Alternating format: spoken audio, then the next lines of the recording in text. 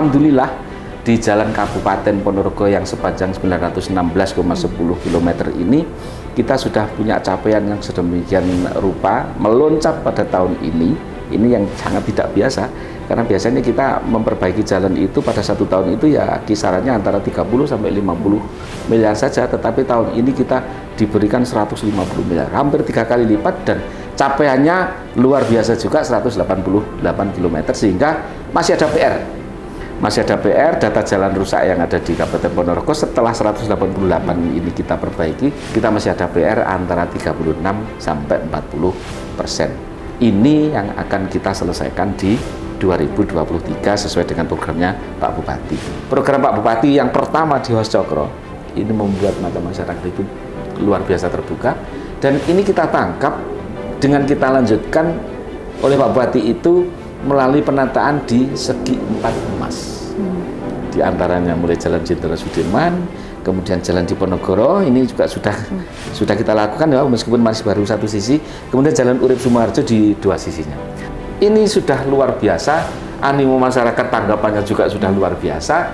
Masyarakat menjadi nyaman berada di kota, sehingga orang luar ini bahkan sudah berbondong-bondong datang ke Ponorogo, menciptakan kota yang sibuk namun nyaman.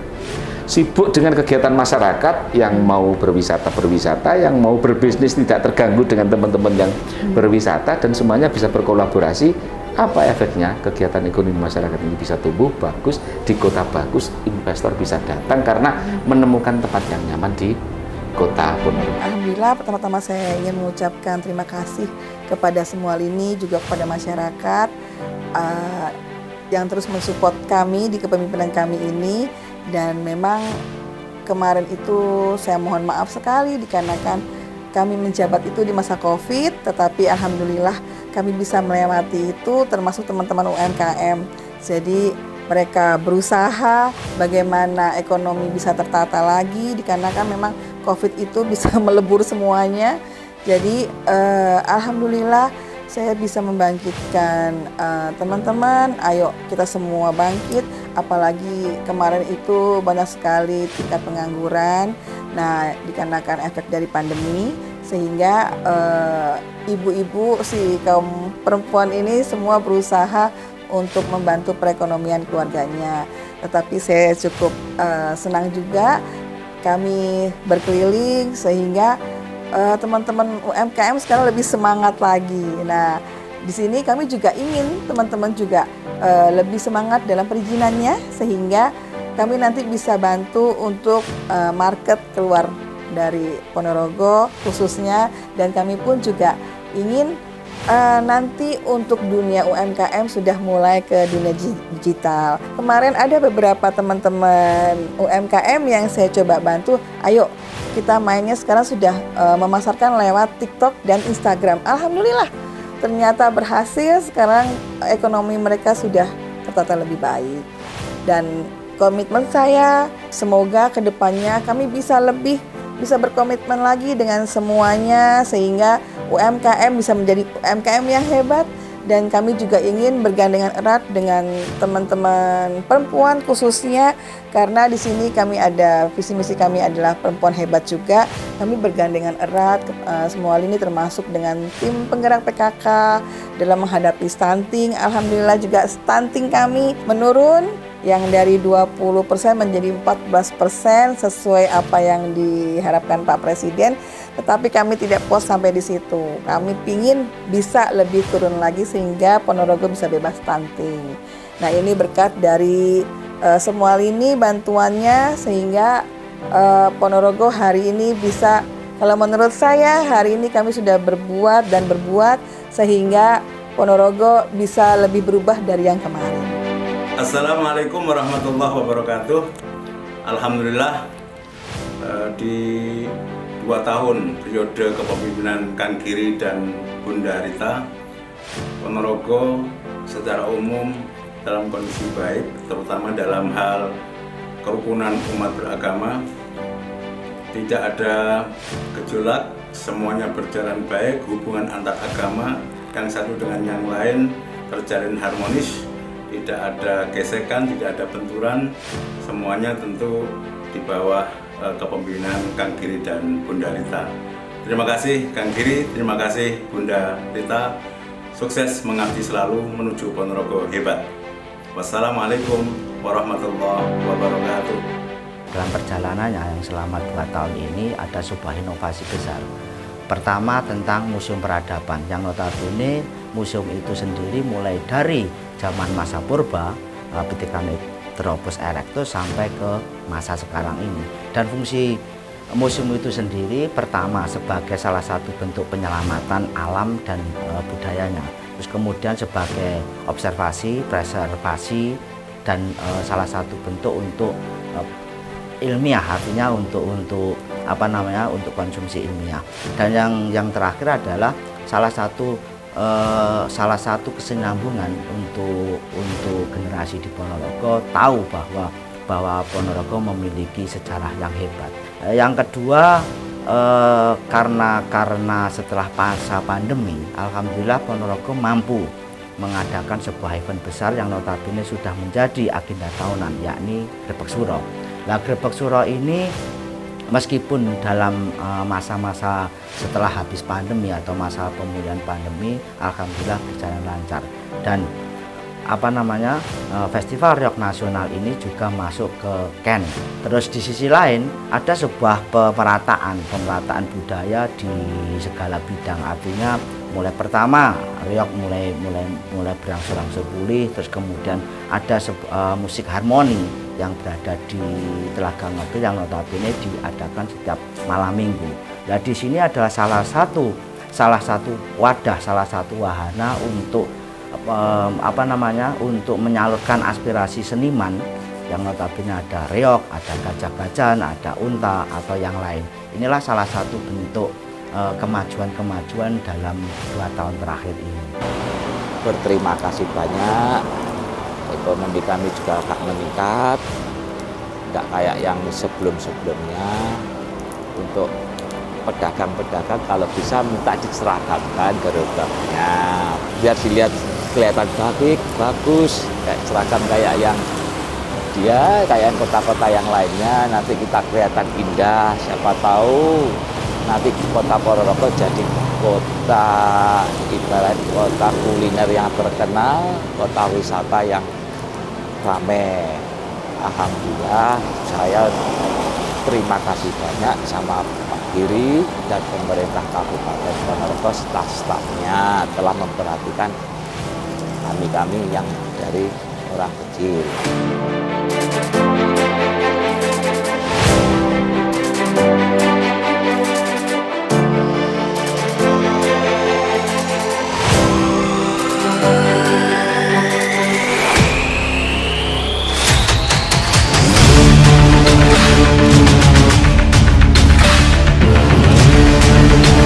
Ya, kita memang pertama saya sadar itu karena pada saat kampanye pun COVID sudah ada.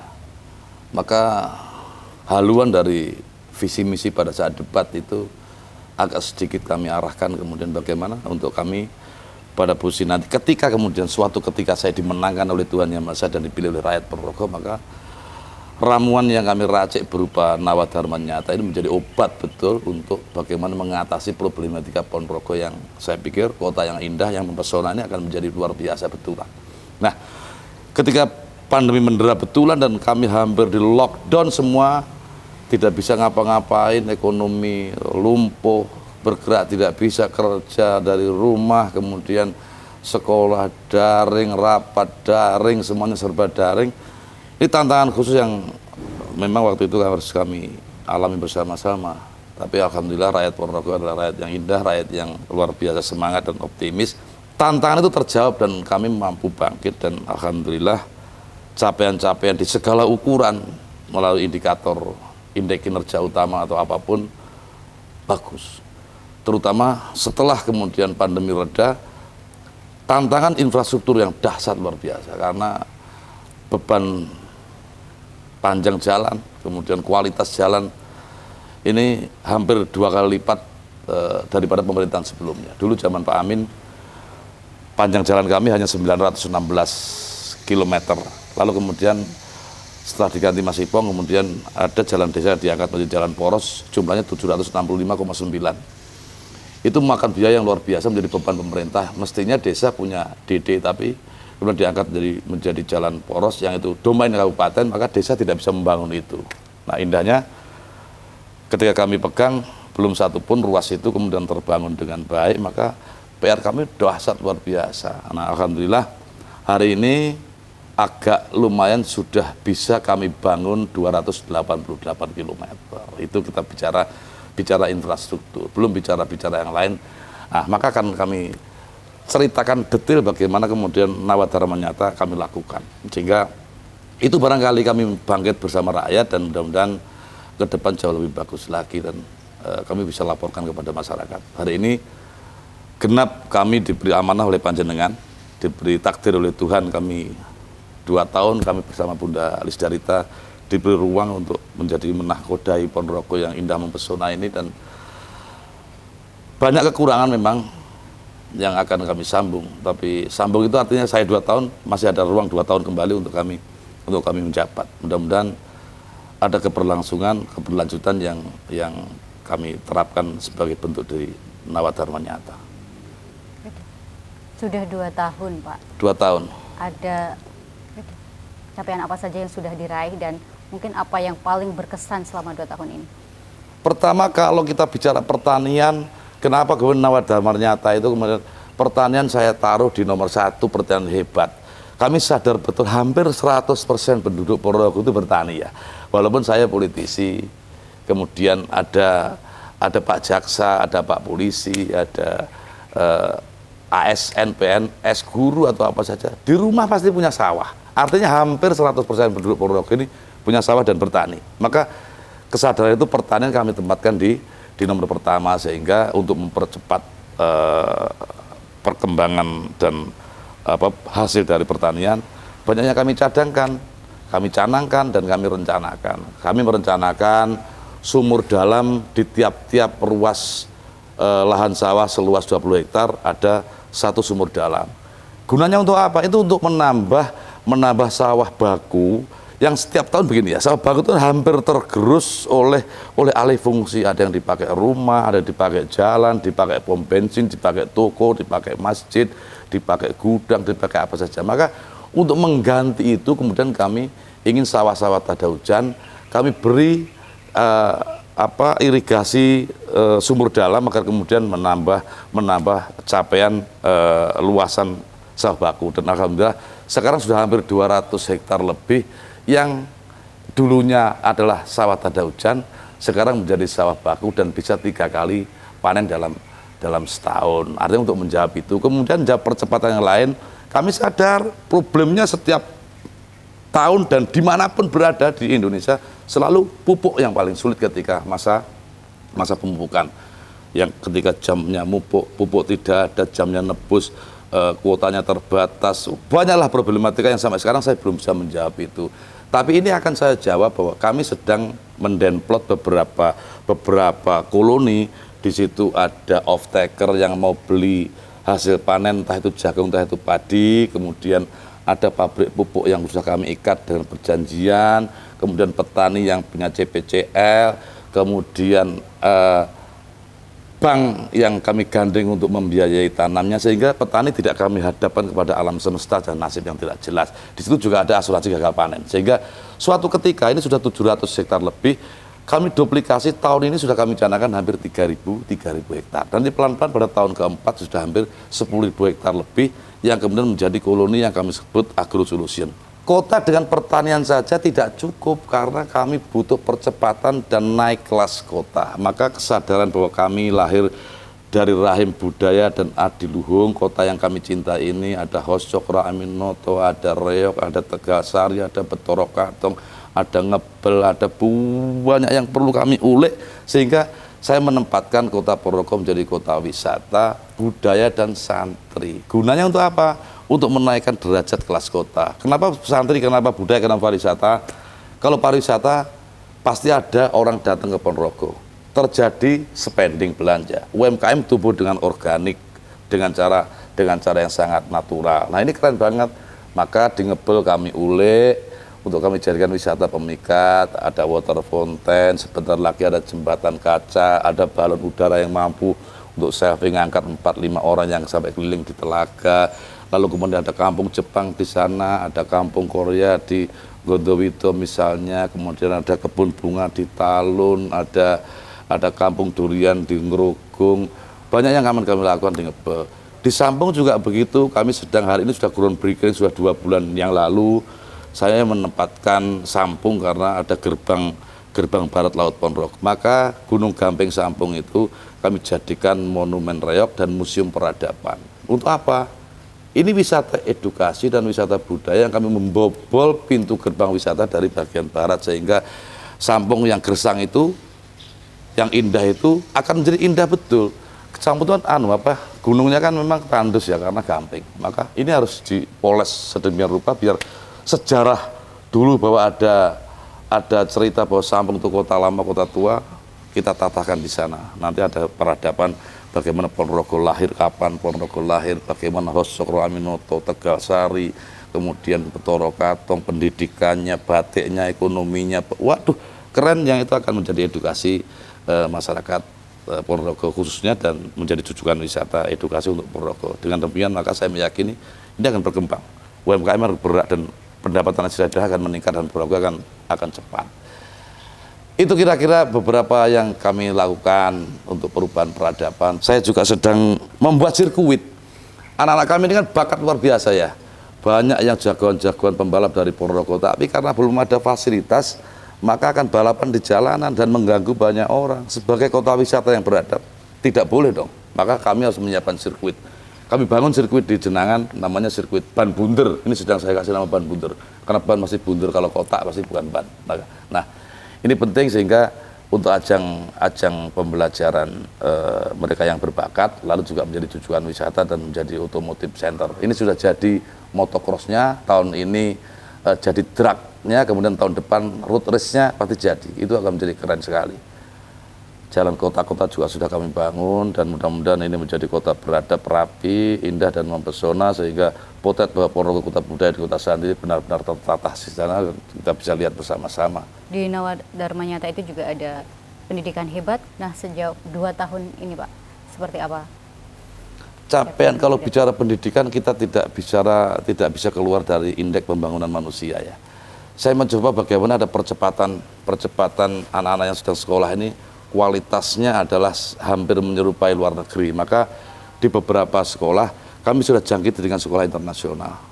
Ada. Kemudian hari ini saya mencanangkan harus sekolah serentak bagi usia tua atau muda yang putus SMP, kita SMA kan, putus SD kita SMP kan.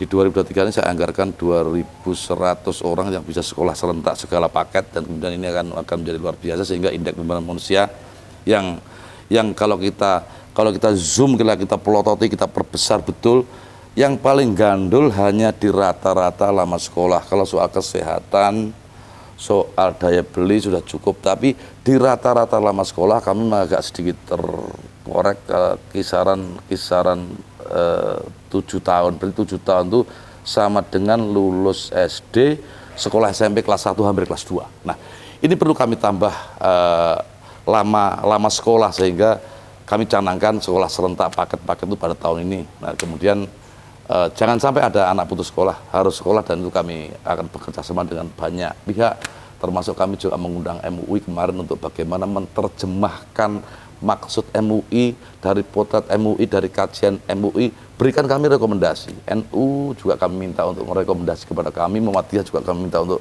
merekomendasi kepada kami. Ke depan nafas Ponorogo ini benar-benar nafas yang membangun Ponorogo secara kolaboratif, yaitu semua unsur kami libatkan dalam proses pemikiran pembangunan yang akan kami terjemahkan di dalam APBD kelak.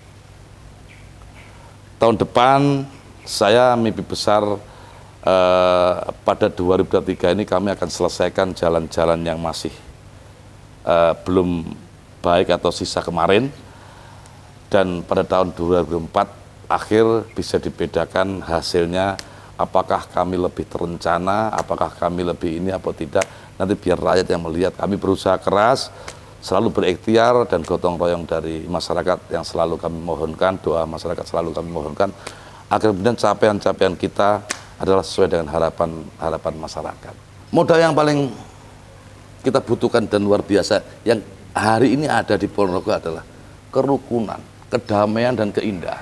Bayangkan ya, NU, Muhammadiyah, Islam, Kristen, Katolik, kemudian apa saja agama yang ada di Ponorogo, termasuk Kejawen, termasuk apa, rukun luar biasa. Semua irisan pencak silat yang pernah bertikai 3 tahun, 4 tahun yang lalu misalnya, hari ini rukun luar biasa, tidak ada pertikaian sama sekali.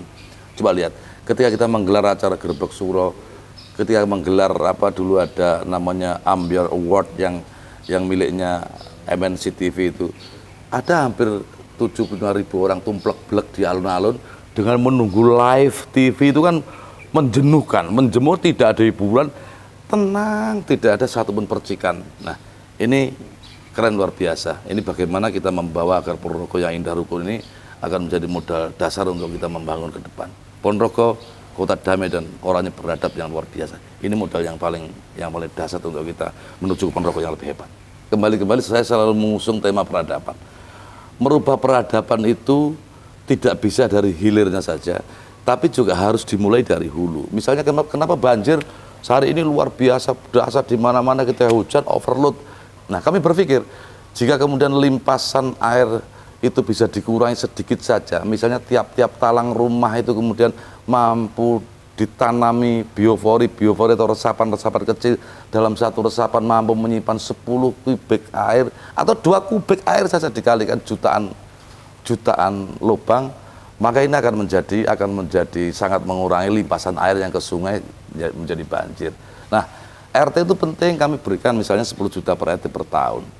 Entitas RT itu kan jarang diberi ruang untuk dipercaya, apalagi diakui di sebuah APBD yang kemudian menjadi catatan visi misi, itu hampir-hampir tidak ada. Maka kami mengulik itu karena lingkungan terkecil yang bernama RT adalah bagaimana kami mampu merubah peradaban, mampu membuka open mind dari RT yang terkecil. Misalnya ada satu RT, satu kelompok, kami sebut sate kopok. Bayangkan kalau hari ini misalnya ada modal 1 juta untuk dikelola secara kelompok, bagaimana kalau 10 tahun ke depan tiap tahun diisi 1 juta. Ini modal sudah berputar sampai 10 juta, kemudian setiap tahun pasti ada penambahan. Bagaimana dengan 10 tahun ke depan ini sudah menjadi ratusan juta, yang ini akan tangguh secara ekonomi, tidak gampang dibujuk oleh rente-rente, sehingga tiap-tiap kelompok RT yang hanya 30 orang itu mampu membiayai untuk modal-modal UMKM. Nah, di situ kami kasih PKK Akademia yang mampu menerjemahkan ibu-ibu PKK yang barangkali di sana masih ada yang beberapa yang belum bisa bersentuhan dengan teknologi. Maka kita cari anak muda kader yang kemudian mampu, misalnya ibunya sesungguhnya pintar masak dan sering menjadi juru masak di tempat tetangga. Bagaimana kalau itu kemudian didorong menjadi pengusaha catering. Yang tukang rias manten biasa rias, kemudian bagaimana kalau ini didorong menjadi entitas bernama salon misalnya, yang membuat anyaman-anyaman kecil, tukang membuat keripik tempe, tapi belum menjadi entitas UMKM. Ini anak-anak muda ini dengan harapan mampu menjadi kurator ekonomi, lalu kemudian hijrah dari sekedar usaha kecil, bisa kita siapkan misalnya bagaimana ke depan permodalannya, packagingnya, pasarnya, pasar online-nya. Kalau ini bisa berjalan seiring sejalan, maka Circle P yang kami canangkan di situ juga ada di visi misi, akan cepat. Circle P itu selingkar ekonomi Ponorogo, biar kemudian Ponorogo semakin cepat. Ini harapan-harapan kami. Maka di RT kami ulik 10 juta per RT untuk wifi yang tadi saya sampaikan, pasar online, juga pemerintahan juga butuh internet, butuh banyak hal. Lalu biofori tingkat RT ada, lalu sate kopok, pendataan data penduduk tingkat RT ada, kemudian tanaman toga RT, honor RT, sampai kemudian RT diberikan BPJS, bos. Jadi RT ini ada BPJS, ada honor sampai ke bendahara, sekretaris ada, sampai BPJS, bendahara sampai ke sekretaris juga kami siapkan. Jadi ketika terjadi sesuatu pada Pak RT atau sekretaris RT, setidaknya pemerintah hadir dan menemani penderitaan. Itu yang paling penting adalah sisi itu. Sehingga kemudian perubahan peradaban kami mencoba ada top down memang, tapi juga kita bangun dari bawah bagaimana bottom up dari RT tumbuh-tumbuh peradaban baru yang kemudian mampu membuka ruang-ruang untuk menuju Ponorogo yang jauh lebih baik secara peradaban. Reok ya, kita ini kan festival Reok Ponorogo itu hampir sekarang sudah ke 27, itu sudah 27 tahun lebih, pandemi peraih libur 2 tahun. Nah, pada saat saya kemudian menggelar yang di tahun 2022, kami langsung itu masuk kepada Karisma Event Nusantara, masuk ke Ken, dan kemudian pada saat itu pula ketika dinilai oleh juri dari Kemenparekraf, alhamdulillah kami mampu menyisihkan kota-kota yang sudah menjadi Ken cukup panjang. Nah, Ponorogo menjadi runner up, bos. Kalahnya dengan Dieng, artinya kami nomor 2. Nah, kita ini dititipi oleh nenek moyang kegagahan, keagungan yang luar biasa ini kan harus kita ulik secara luar biasa pula. Maka di samping saya masukkan di Ken dan diterima oleh Kemenparekraf, maka Reok ini kami daftarkan di ICA UNESCO. Tahun lalu memang belum berhasil ya. Tapi kota yang kita cintai ini hari ini juga kami daftarkan ke UCCN, menjadi kota jaringan kreatif internasional versi UNESCO. Dan ini mudah-mudahan dengan cara itu jejaring kita semakin panjang. Kota ini semakin bergema di mana-mana, punya jaringan internasional yang dahsyat melalui Reok. Nah, ini keren ya. Nah, ini saya pengen kemudian Ponorogo menjadi kota kreatif, maka ekosistem menjadi kota kreatif, ekosistem menjadi kota wisata, ekosistem menjadi kota budaya. Harus kita bentuk penduduknya, harus ramah senyumnya, UMKM-nya harus kualitasnya bagus-bagus, PKL kemudian di jalan-jalan tidak boleh tidak bersih, tidak boleh tidak berkarakter, tidak boleh ngemplang. Maka kemudian ini penting. Nah, inilah yang kami sebut bagaimana kelas kota menjadi naik. Kami bisa dibayangkan ada 130 lebih pondok pesantren yang ada di Ponorogo. Jadi berapa santri yang bermukim di Ponorogo? Berarti semua santri punya ibu bapak. Kalau kemudian pada jam libur, jam pendaftaran santri, kemudian kita mampu merayu para wali santri untuk belanja, untuk spending. Sudah dahsyat. Ini kota yang menyimpan keunggulan, sesuatu banget yang harus kami kembangkan bersama-sama. Maka di periode 2 tahun ini, saya ingin kemudian masyarakat ikut berdoa. Yang kita capai adalah sesuatu yang kita rencanakan bersama-sama, yang kita gapai adalah sesuatu yang dimimpikan oleh rakyat, dan mudah-mudahan mimpi itu benar-benar menjadi kenyataan. Dan 2024 di akhir masa jabatan kami yang ini, mudah-mudahan kami mampu menjawabnya pelan-pelan tapi pasti, dan masih ada tanda-tanda kehidupan di Ponorogo, dan kami yakin bersama panjenengan Ponorogo akan semakin jempol. Saya berterima kasih juga kepada semua masyarakat Ponorogo, termasuk yang paling kami terima kasih kepada Ibu Wakil Bupati yang hari ini mendampingi kami secara indah. Selalu kami jalan kemana-mana berdua untuk menunjukkan bahwa kerja itu gotong royong. Kerja itu bersama-sama, sehingga semua yang kita capai bersama-sama itu bukan karena saya, adalah andil Bu Wabub, andil semua masyarakat dan panjenengan, semua adalah andil. Sehingga ketika ada keberhasilan Ponorogo, saya tidak berani ngeklaim bahwa itu keberhasilan Bupati, ini adalah keberhasilan semua pihak termasuk panjenengan. Mudah-mudahan ke depan lewat doa panjenengan kami selalu dilancarkan, dimudahkan oleh Allah Subhanahu wa taala. Apapun upaya kita, ikhtiar kita selalu minta pertolongan Tuhan yang Maha menolong. Tanpa pertolongan Tuhan kita tidak bisa ngapa-ngapain. Tanpa pertolongan Allah kita tidak bisa ngapa-ngapain. Maka alhamdulillah sudah agak mulai bergerak, agak menjadi bagus, dan agak ada optimis yang tinggi.